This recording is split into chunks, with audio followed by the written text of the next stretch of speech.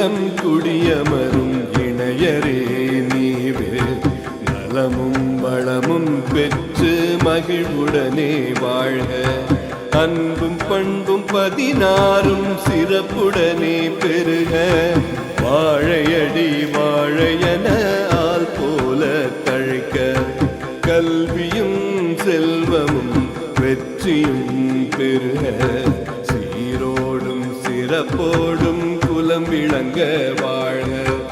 இல்லறத்தில் மகிழ்ச்சியும் நீளாயுளும் பெற்று பேரோடும் புகழோடும் வாழ்க வாழ்கவே. இல்லறத்தில் மகிழ்ச்சி